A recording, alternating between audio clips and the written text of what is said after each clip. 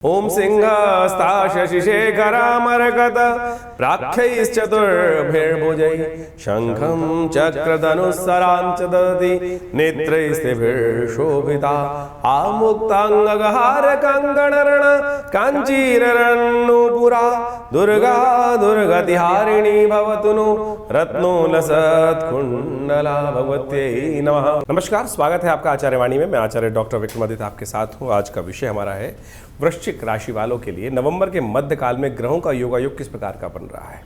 वृश्चिक राशि मंगल प्रधान राशि है और मंगल जो है वृश्चिक राशि के स्वामी भाग्य में तो चल रहे हैं लेकिन बहुत कमज़ोर अवस्था में है और अभी करीब 2-3 महीने इसी प्रकार का योग, फरवरी तक कम से कम इसी प्रकार का योग चलना है। ऐसे में आपको भाग्य जगाने के लिए आवश्यकता होगी। मंगल पुरुषार्थ का स्वामी है। मंगल के स्वामी हनुमान जी महाराज का सुंदर ध्यान करते हुए, मंगल को जन्म में मंगल ही करते, जितना हनुमान जी का स्तवन करोगे ना उतना हिम्मत अच्छी रहेगी। और इस चीज़ में विशेष तौर पर ध्यान रखना चाहिए। पुरानी कहावत है, हारिए ना हिम्मत बिसराइए ना राम। और भगवान का परमात्मा का ध्यान करते हुए कार्य करने का प्रयास करें। भाग्य जागने के रास्ते वहीं से बनने वाले हैं। जहाँ पर कृपा राम की हुई ता पर कृपा करहीं सब कोई, इस बात का ध्यान रखते हुए कार्य करें। वृश्चिक राशि वालों, इस वक्त थोड़ी सी हर चीज़ में ऐसा दिखाई देगा कि कई मामलों में महत्वाकांक्षा बहुत अधिक है और साथ साथ ऐसा भी योग बन रहा है कि हिम्मत थोड़ी कम दिखाई दे रही है। तो क्या कुछ करना है आपको अप्रैल के मध्यकाल में? ग्रह नक्षत्र किस प्रकार के हैं? सबसे बड़ी बात, शनि महाराज आपकी राशि में चतुर्थ भाव में, सुख भाव में जो वक्री चल रहे थे 4 महीनों से, वो होने जा रहे हैं मार्गी। तो ये सबसे इम्पॉर्टेंट, सबके लिए सुख देने का रास्ता, लाभ देने का रास्ता यही बनाने वाले हैं और यही आपको आगे बढ़ने के रास्ते को प्रशस्त करने वाले हैं। आपके समस्त शत्रुओं को भी समाप्त करने का योग बना सकते हैं। तो सिलसिलेवार तरीके समझ लें क्या कुछ करने वाले हैं। अभी मार्गशीर्ष का महीना भी आरंभ हो रहा है। मार्गशीर्ष के महीने में इस बार 5 शनिवार 5 रविवार का योग बन रहा है, जो विश्व में कहीं ना कहीं छीना झपटी, तनाव, अशांति का वातावरण बनाने के योग बना सकता है। स्थिति आप देख ही रहे हैं कि पूरे मध्य विश्व के अंदर क्या स्थिति चल रही है, कहाँ कहाँ युद्ध चल रहा है और वो और भयावह स्थिति में जा सकता है। ये नक्षत्र साफ साफ दिखा रहे हैं। तो वृश्चिक राशि वालों, 11 नवंबर से यदि आरंभ करें तो सोमवार का अवसर दशमी तिथि है और साथ साथ कुंभ राशि में चंद्रमा उस दिन विराजमान है। और आपकी राशि के दृष्टिकोण से देखा जाए तो शनि महाराज के साथ में विराजमान होकर जिस प्रकार का योग बना रहे हैं, ये कहीं ना कहीं आपके लिए अच्छा ही है। अच्छी सी चीज़ों को आप लाभ दे सकते हैं, लेकिन स्वास्थ्य का ध्यान रखने की बहुत ज़रूरत है। चंद्रमा के साथ शनि महाराज कहीं ना कहीं मनोमस्तिष्क में स्वास्थ्य के संबंधी समस्या उत्पन्न कर सकते हैं। थोड़ी सी सफलता प्राप्त करने में थोड़े विघ्न उपस्थित होंगे, जिसके कारण से मनोमस्तिष्क थोड़ा सा एग्रेसिव रहेगा, गुस्सा थोड़ा अन्य से ज़्यादा रहेगा, मन में थोड़ी सी एंजाइटी ज़्यादा रहेगी। उम्मीद ज़्यादा है लेकिन उम्मीद से लाभ कम होने के योग के कारण से जो योग हैं वो कहीं ना कहीं परेशान करने के योग, बात तो आरोग्यता उत्पन्न करने के योग देते हैं। तो ऐसे में कोशिश ये करें, भगवान शंकर का सुबह सुबह थोड़ा दूध में या पानी या जल के अंदर थोड़ा तिल डालकर अभिषेक करें। ये ग्रह आपके लिए शक्ति देने के योग बनाएंगे और ग्रह परिवर्तन का योग बनाएंगे। आशा दशमी है, इस दिन भगवान विष्णु का सुंदर स्तवन समस्त प्रकार के कष्टों को दूर करता है। 12 तारीख मंगलवार का अवसर, एकादशी, सबसे विशेष एकादशी, पूरे महीने की सबसे विशेष एकादशी। ग्रह परिवर्तन की तरफ जा रहे हैं। सुबह करीब रात को 2:10 पर चंद्रमा मीन राशि में प्रवेश कर जाएंगे और आपकी राशि के दृष्टिकोण से देखा जाए तो राहु के साथ पंचम भाव में स्थित होकर योग बनाएंगे वृश्चिक राशि वालों। ये आपके लिए अच्छा है, विजय योग बना रहा है, साथ साथ सुंदर योग बना रहा है। लेकिन उस दिन एकादशी भी है और साथ साथ देवोत्नी एकादशी है। हल्की एकादशी नहीं, पूरे साल के अंदर सबसे श्रेष्ठ एकादशी। इस दिन विशेष तौर पर अंशुल साया माना जाता है और इस बार भी हर बार की तरह पूरे विश्व से खबरें आ रही है कि शादियाँ होने का योग बन रहा है। लेकिन गोचर के दृष्टिकोण से देखें तो बृहस्पति शक्ति में नहीं है, विवाह के लिए योग शुभ मुहूर्त नहीं है। ऐसे में जो लोग विवाह की तरफ जा रहे हैं उनको कम से कम उपाय ज़रूर करना चाहिए। तुलसी विवाह करना सब प्रकार से श्रेष्ठ है। भगवान का स्तवन करके तुलसी विवाह कर अपने विवाह की तरफ उद्धृत हों तो ग्रह कष्ट निवारण की तरफ जा सकते हैं। लेकिन मुहूर्त शुभ न होने के कारण से ये समस्याएं हैं। कई लोग अज्ञानता में अंशुल साय को मानकर या कई तथाकथित तौर पर ज्योतिषी जो है वो इस योग को शुभ कह देते हैं, लेकिन विवाह का योग इसमें शुभ नहीं है, ये साफ साफ दिखाई दे रहा है। देवोत्नी एकादशी है, भगवान के सुंदर स्तवन करें। उपाय सबसे श्रेष्ठ यही है कि भगवान का चरणामृत ग्रहण करें, उनका पंचोपचार पूजन करें, उनका पंचामृत से अमृत से स्नान कराकर फिर चरणामृत ग्रहण करेंगे तो सब प्रकार से भगवान की कृपा प्राप्त होगी। 13 तारीख बुधवार का अवसर, द्वादशी तिथि है और उस दिन बुध प्रदोष का योग है। ग्रह नक्षत्रों के दृष्टिकोण से आपकी राशि के अनुसार से यदि हम बात करें तो बहुत सारे मामलों में आपके लिए परिवर्तन का योग बन रहा है, लाभ का योग बन रहा है, ऑर्गेनाइज चीज़ें कर सकते हैं। लेकिन सूर्य परिवर्तन की तरफ जाएंगे आगे बहुत जल्दी और बुध के साथ योग बनाएंगे, बुध आदित्य योग बनेगा। बुध आदित्य योग बहुत अच्छा माना जाता है, लेकिन सूर्य लग्न में जब आएंगे तो बुध के साथ योग होंगे, ये बुध की थोड़ी सी चीज़ों को कम करने की स्थिति बना सकते हैं। बुध चीज़ों को सुधारने का प्रयास कर रहे हैं इस वक्त गोचर में जहाँ चल रहे हैं, लेकिन सूर्य पदार्पण बहुत जल्दी करने वाले। तो ऐसे में ये बुध प्रदोष का योग बन रहा है इस दिन। अवश्य आप एक काम करें, इच्छू रस से शाम के समय, क्योंकि उदयकालीन तिथि द्वादशी है, शाम के समय प्रदोष काल में त्रयोदशी आने के कारण से बुध प्रदोष का योग बना हुआ है। तो ये योग का ये लाभ लें। इच्छू रस से भगवान शंकर का अभिषेक करें, बिल्वपत्र भगवान को अर्पित करें, कष्ट दूर करने के योग बनेंगे। 14 तारीख का दिन बृहस्पतिवार का दिन है। त्रयोदशी और चतुर्दशी तिथि युक्त रूप से विद्यमान है, लेकिन दिल्ली के पंचांग के अनुसार से इस क्षेत्र में चतुर्दशी क्षय हो जाएगी। क्षय तिथि विशेष तौर पर नए कार्यों के लिए अच्छी नहीं होती है। बैकुंठ चौदस का योग है, भगवान विष्णु की सुंदर उपासना का योग है। चंद्रमा भी परिवर्तन की तरफ जा रहे हैं और ये चंद्रमा विशेष तौर पर मेष षष्ठ भाव में प्रवेश करेंगे आपकी राशि के दृष्टिकोण से। तो ये थोड़ा सा खर्चा भी बढ़ाएंगे। स्वास्थ्य के मामले में ध्यान रखने की ज़रूरत है, विशेष तौर पर ग्रह दिखा रहे हैं तो कहीं ना कहीं आपस में जो योग बन रहा है सूर्य का और चंद्रमा का आपस में समसप्तक योग बन रहा है, ये कहीं ना कहीं स्वास्थ्य के मामले में थोड़ा कष्ट देने के योग बना सकता है। स्वास्थ्य का ध्यान रखने की विशेष ज़रूरत है, ध्यान रखिएगा स्वास्थ्य के लिए। वीरवार है तो पीली चीज़ों का दान करें और हो सके तो केले का पूजन करें, केले का दान करें, ब्राह्मणों की सेवा करें, गुरुजन का आशीर्वाद लें। बैकुंठ चौदस है, कहा जाता है इस दिन भगवान विष्णु की सुंदर उपासना, बृहस्पतिवार के दिन योग पड़ रहा है, सुंदर उपासना करके शालिग्राम जी का पूजन करेंगे तो अवश्य भगवान की कृपा प्राप्त होने के योग बनेंगे। 15 तारीख दिन सत्यव्रत का दिन है, दिवाली का दिन है, पूर्णिमा शुक्र पूर्णिमा वार के दिन पूर्णिमा पड़ रही है, कार्तिक पूर्णिमा का योग बन गया है। साथ साथ गुरु पर्व भी है, भगवान गुरु नानक देव जी का सुंदर जन्मदिवस का है, जयंती है उनकी, तो उनकी सुंदर उनका आशीर्वाद, उनका पाठ, उनके मंत्रों का जप सब करने का प्रयास कीजिए। और ये देव दिवाली बड़े विशेष योग बन लेके आती है इस दिन। यदि हम बात करें वृश्चिक राशि वालों के लिए तो बहुत शुभ दिवस है। मार्गी हो रहे हैं शनि महाराज शाम के समय करीब करीब 7:50 पर। शनि पिछले 4 महीनों से वक्री चल रहे थे और ये इनकी दृष्टि जहाँ भी पड़ रही थी, वक्र दृष्टि शनि की पड़ रही थी, जहाँ बैठे थे तो ना सुख दे रहे थे, ना सफलता दे रहे थे, ना आपको जिद्दी बना रहे थे और कई मामलों में स्वास्थ्य के मामले में भी समस्या उत्पन्न करने के योग दे ही रहे थे। तो ऐसे में उन सब चीज़ों में परिवर्तन का महत्वपूर्ण योग बनकर तैयार है। 29 मार्च तक ये यहीं रहेंगे और तेज़ी से आगे बढ़ेंगे।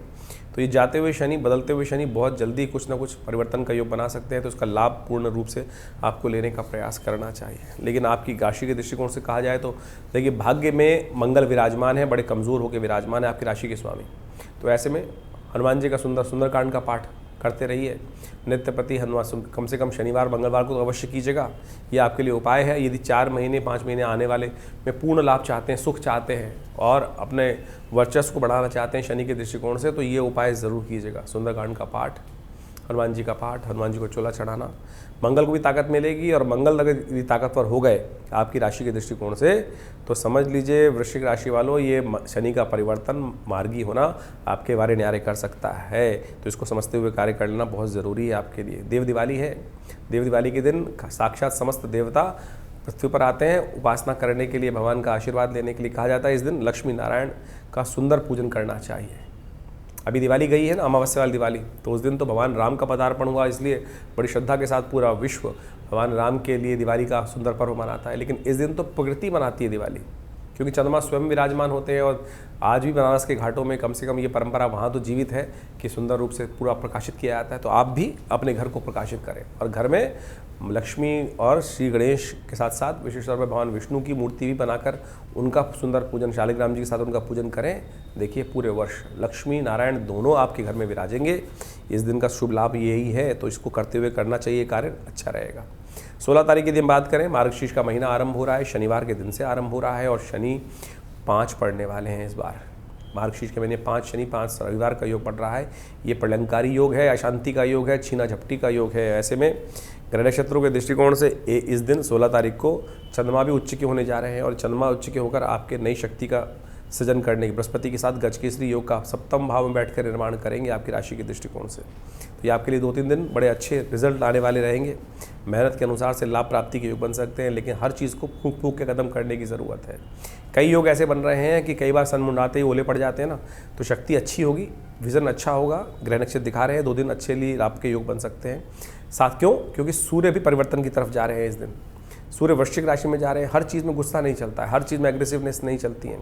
तो आपके सूर्य 12वें से निकलकर आपके लग्न में आ रहे हैं, राशि में आ रहे हैं, तो ये कहीं ना कहीं थोड़ी समस्या उत्पन्न कर सकते हैं। तो इसलिए नित्यपति सूर्य का उपचार कीजिएगा, गेहूं का दान कीजिए, तांबे के बर्तनों का दान कीजिए, ये बहुत ज़रूरी है। और इसको नहीं तो सूर्य कई चीज़ों को बिगाड़ सकते हैं। 17 तारीख का दिवस रविवार, द्वितीया तिथि विराजमान है और उस दिन ग्रह नक्षत्रों के दृष्टिकोण से यदि आपके राशि के दृष्टिकोण से हम बात करें तो कई ग्रहों का योग आपके लिए अनुकूल है। सबसे पहले तो बृहस्पति चंद्रमा का योग ही बड़ा अच्छा अनुकूल बना हुआ है और ये परिवर्तन का रास्ता बना ही रहा है। तो ऐसे में इस दिन अवश्य ग्रहों को थोड़ा ताकत देने का प्रयास करना चाहिए। सूर्य थोड़ा सा कष्ट देने के योग बना रहे हैं तो सूर्य का उपचार कीजिए, गायत्री का यज्ञ कीजिए। हमारे आश्रम पे इस दिन रविवार के दिन सामूहिक तौर पे सब लोग यज्ञ में बैठ सकते हैं। वैसे तो नित्यपति 8 घंटे यज्ञ होता है, लेकिन रविवार वाले सामूहिक यज्ञ में सुबह 8 बजे से लेकर 10 बजे तक यज्ञ भंडारा जो होता है उसमें आप आइए। नवग्रह शांति महायज्ञ रहेगा, गायत्री का यज्ञ रहेगा।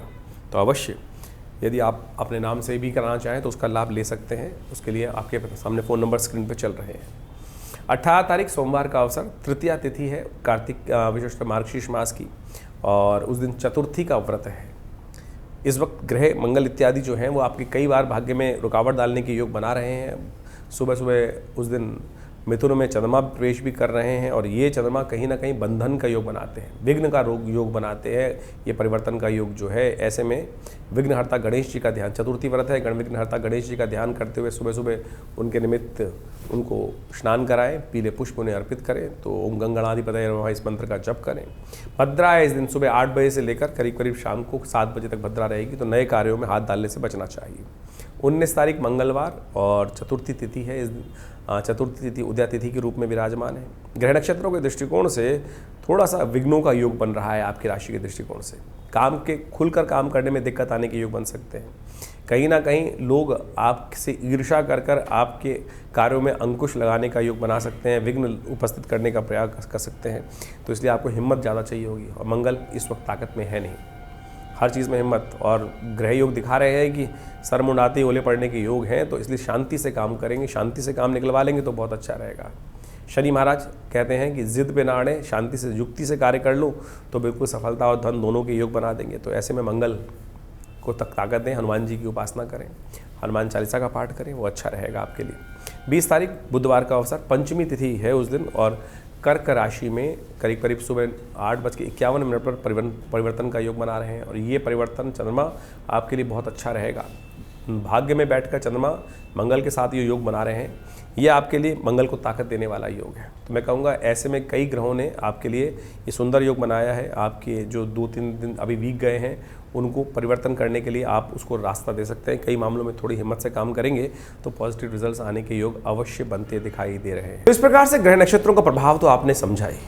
इसके साथ साथ वास्तविक तौर पे समझें कि ये जो ग्रहों का परिवर्तन हो रहा है, यदि हम समझें कि बृहस्पति शनि महाराज जो है इस नवंबर के मध्यकाल में वक्री से मार्गी हो रहे हैं, इसके साथ साथ बृहस्पति अभी वक्री चल ही रहे हैं, मंगल का जो बड़ा विचित्र प्रकार का योग चल रहा है, ये सारा का सारा ग्रहों का योग कहीं ना कहीं बहुत विशेष तौर पर हर राशि पर प्रभाव डालने के योग बनाता है, हर व्यक्ति पर प्रभाव डालने के योग बनाता है। तो आपकी राशि के दृष्टिकोण से आपने उसका पूरा प्रभाव समझा और किस प्रकार के योग आपको जीवन में चलने के आगे बढ़ने के लिए चाहिए, ये बात आपको समझनी चाहिए। शनि महाराज मार्गी हो गए हैं और मार्गी होकर अभी कम से कम जो 3-4 महीने जो है मार्च के अंतिम भाग तक यहीं पर पूरी गति से आगे बढ़ेंगे और ऐसे में बहुत कुछ परिवर्तन का अद्भुत योग बनाने की स्थिति उत्पन्न करेंगे। तो आपको जो उपाय हमने आपको समझाने का प्रयास किया उन सबको आपको अच्छे से समझने का प्रयास करना चाहिए।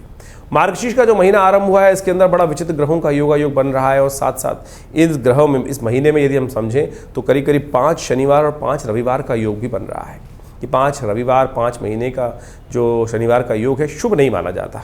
ये कहीं ना कहीं जीवन में कष्ट उत्पन्न करने के योग बना सकता है। वैश्विक दृष्टिकोण से देखा जाए तो ये दिखाता है रोग शोक इत्यादि के योग बन सकते हैं, संघर्ष तनाव इत्यादि के योग पूरे विश्व में बनते दिखाई दे रहे हैं।